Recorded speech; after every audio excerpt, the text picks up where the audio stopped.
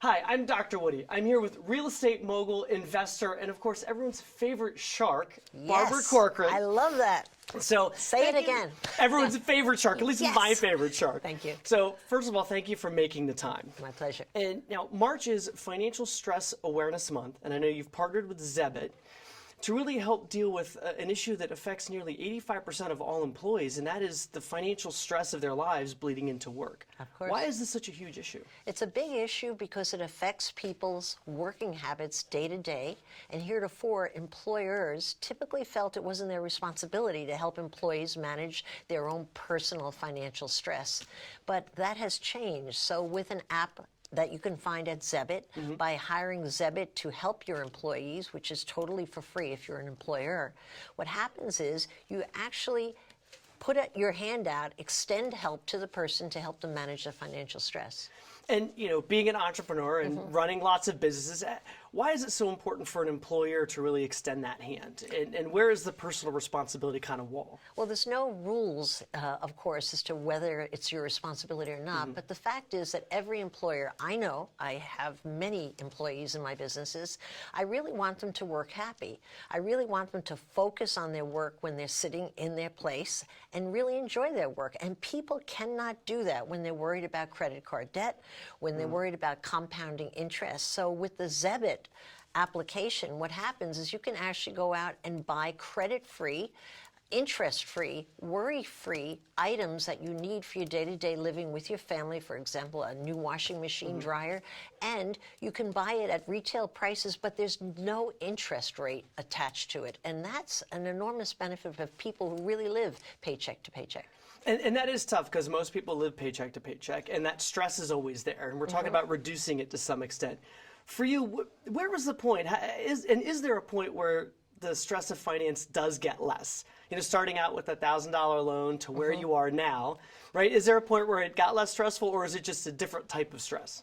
I think what happens when you are born poor, which many, in fact, the great majority of the successful entrepreneurs that I've invested in were born poor like me, and then you learn to make a living, and then suddenly you find yourself wealthy. There's tremendous stress with each stage along the way, but I can tell you it's much better being wealthy than being poor. Sure. And I worry much less about anything having to do with finance other than measuring up to my own high standard. And so I have found over my lifetime that my stress has decreased relative to how much money I make. That's a good thing. But my stress has increased relative to how many friends I have, because when you have more money, you have a lot more friends. And it's hard to figure out who's really a true friend. Yeah, well, and I will say, as a psychologist, one of the things that I need your help here. But a great buffer of stress is social support, but genuine social support, right? Of When you course. have that right sort of board, so to Yes. speak, of people around you That to you advise totally you. trust. Absolutely. That you trust and have your back. Now, one of the things that when folks come onto Shark Tank, right, they're looking to get past a financial constraint, right? They're Yes, looking they are. for money to help That's what them they're out. there for, yep.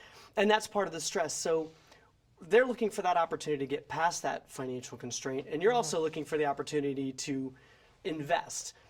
What does opportunity mean to you, and how do you know to marry it when it's the right mix? Well, for me, it's all about the individual. Every time I try to almost turn a deaf ear to what the actual pitch is at times, because it could be misleading if all the fancy words are there, if all the returns that they're projecting sound incredible, because all that is wishful thinking.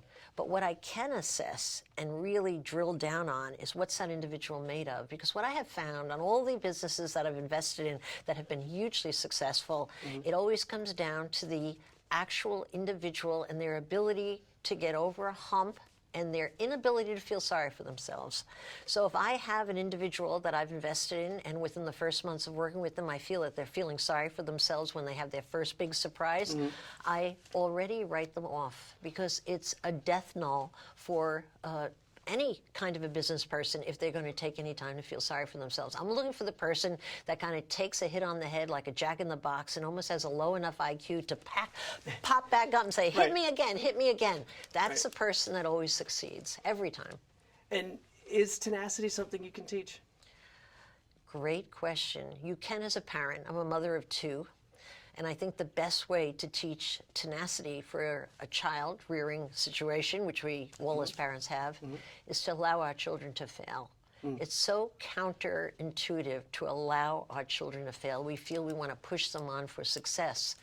But I go out of my way with my kids to try to look for opportunities where they fall on their face. I'm not wishing them ill, of course, but I just want to see what they do with it. Because what we don't get, especially the more privileged a child is, what we don't allow them to do is be unsuccessful. And it's in learning how to get back up that all the power in life comes, really, both personally and financially.